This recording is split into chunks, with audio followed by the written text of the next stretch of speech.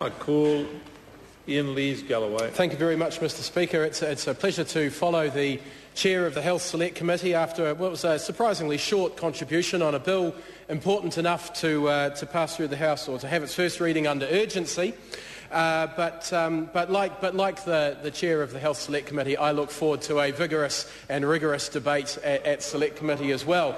There are a number of things in this bill, and Mr Speaker, if I get a chance to, I'd like to cover more than just the question of the classification of ephedrine and pseudoephedrine, but seen as that has, to this point, occupied the minds of most of the speakers, I'd like to pick up on where Dr Hutchison and also my colleague, the Honourable Ruth Dyson, left off.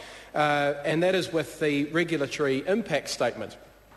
Under the problem definition, we actually have a problem under the problem definition, and that is that the New Zealand Police has reported that 1 in 3 clandestine methamphetamine laboratories detected traces of domestically sourced PSE. This does not suggest that 30% of methamphetamine in New Zealand is manufactured using domestic PSE. However, police consider that the levels diverted for illegal purposes is significant. So we know that the problem isn't even caused, even 30% of the problem isn't caused by domestically sourced pseudoephedrine, but we know that it's significant. We don't know exactly what significant means.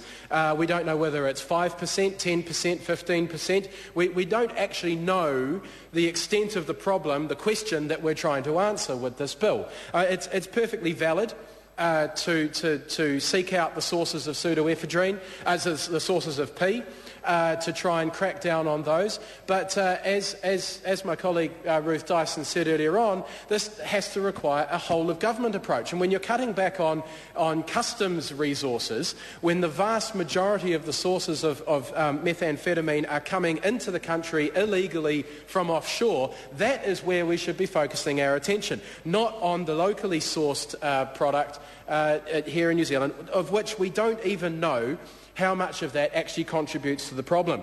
Further down on the same page of the RIS, we see that while a significant amount of PSC currently available in over-the-counter medications is considered to be diverted for non-legitimate purposes, the majority of PSE used to manufacture methamphetamine is illegally imported, continuation of the same problem.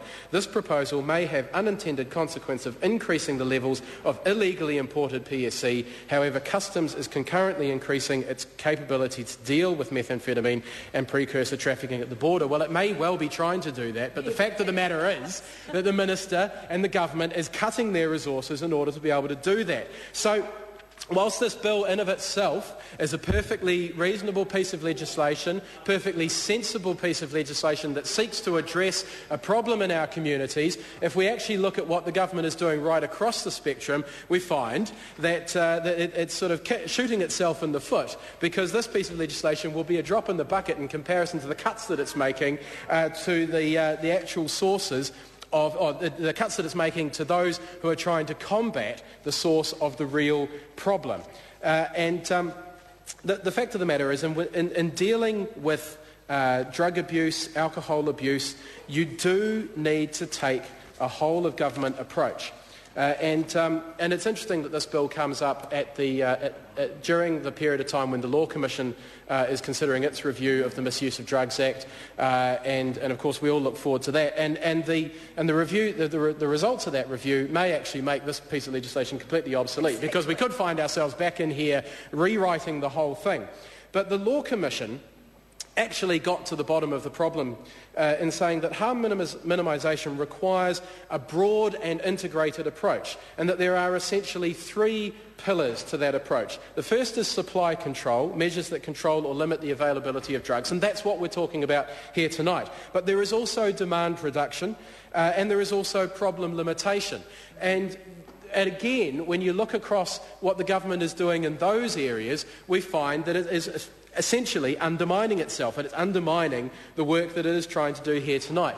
Because what we have seen, Mr Speaker, is cuts to frontline services, cuts to community-based alcohol and drug services that actually deal with that demand reduction and problem limitation issue.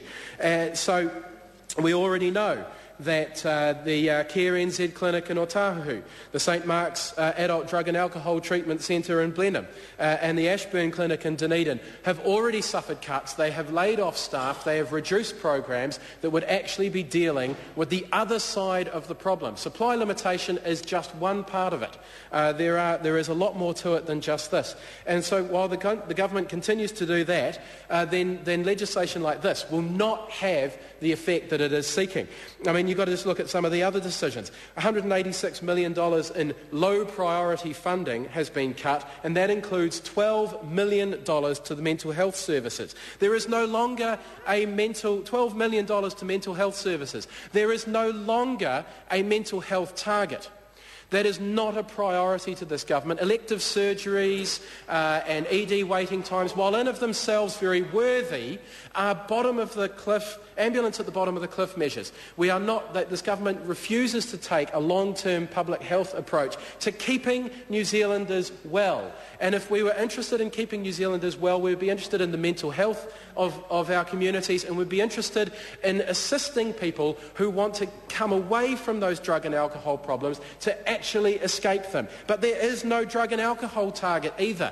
This government is focused on short-term, bottom-of-the-cliff measures and not interested in real long-term measures that would actually achieve the outcomes that this piece of legislation claims, or the writers of this piece of legislation claim to be seeking to work on.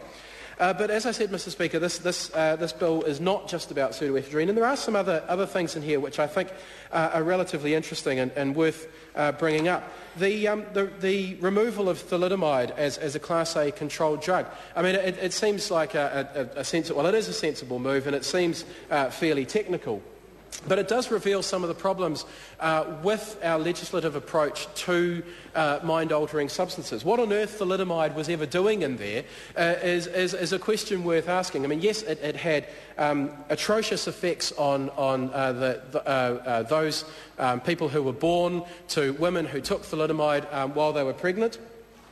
And curbing those effects and making sure that mistake was never made again was absolutely appropriate and very important. But it wasn't. Thalidomide is not a mind-altering substance and never belonged in the Misuse of Drugs Act. And that sort of problem of having an often irrational, confused approach to our classification of drugs occurs right throughout our classification of drugs and mind-altering substances. There are some fundamental problems with the way we classify mind-altering substances, and again, the Law Commission is looking at this, and I look forward to some serious suggestions coming from the Law Commission about how we take a scientific approach to classifying mind-altering substances, how we look seriously at the harm, how we look seriously at the addictive nature of different drugs, and how we look seriously at the appropriate way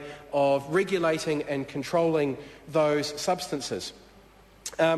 Another area that looks very technical, and I wouldn't be surprised if no other speaker brings this up, but that is the amendment to the controlled drug analogue provisions of the Act by adding the words and or alkylipho radicals after alkylamino radicals. And that is designed to actually pick up on new drugs as they are developing. There is a particular class of new drugs that are developing at the moment, and that is an attempt to catch those before they are developed. But again, here we have a fundamental problem with the Misuse of Drugs Act, in that a new substance, as it comes onto the market, so to speak, is actually by definition legal. Before we even know what the effects are, what the harmful effects, what the effects on our community is going to be, the default position for these is legal. Then we sort of suddenly have an outpouring of outrage and shock from the community that we have new substances on the market, and our reaction is then to prohibit them and clamp down on them, and then that vacuum is then replaced by another substance that comes along, and something new will always replace that. Well, the Law Commission has suggested a new approach to this, where new substances are by default illegal, and then should someone wish to supply or manufacture those, and whether it be for profit or not, then they have to apply for a permit to be able to do that, and those substances will be considered on their merits, again taking a scientific approach to the actual harms, the actual addictive properties of those substances. That is a very good way forward, and I hope that that part of the Law Commission's recommendations brought up in its issues paper is not dumped in the way that some were by the government. I mean, the knee-jerk reaction we had from the government was thoroughly disappointing.